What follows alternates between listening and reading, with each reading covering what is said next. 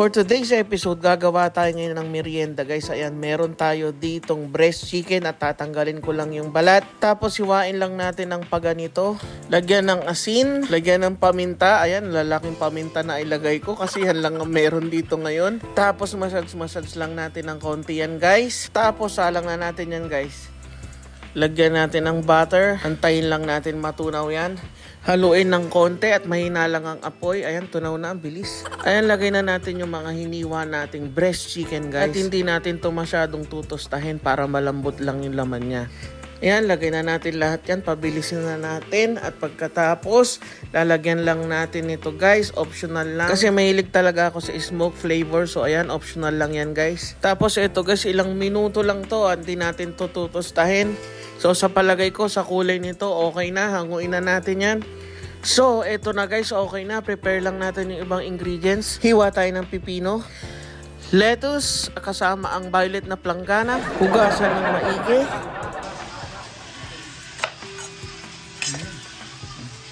So, ito na sila lahat guys. At syempre, assemblein na natin to dahil excited na akong kainin. Let's go! And guys, meron pala tayong pita bread dito at ito ang gagawin nating parang sandwich. Ito guys, assemble na natin. Nilatag ko lang dyan yung lettuce.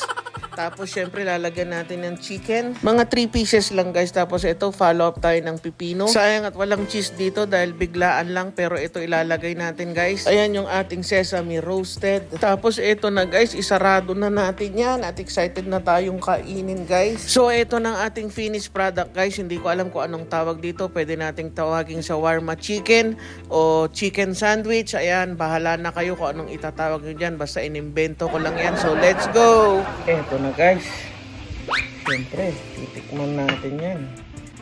Ito na, tingnan natin kung masarap. Nalaglag yung isang cucumber. Hindi niya kinaya, nalaglag siya, na fall. Okay, basta malalaglag sa maling tao. Masarap, pang healthy. Again, kung hanggang kailan to, diet natin, hindi ko alam.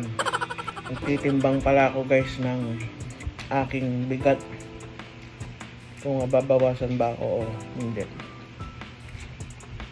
And guys, dapat may pangsalo kayo dyan dahil nilagay natin na dressing yan, tumutulo siya. Pero pwede rin kayo maglagay ng cheese kung gusto nyo. So ang ginamit ko ngayon, shoutout sa QP. So bahala na kayo kung anong gusto niyo itawag dito. QP, QPie. Yun na yun. Shoutout baka naman oh. So masarap siya pero pwede ring cheese.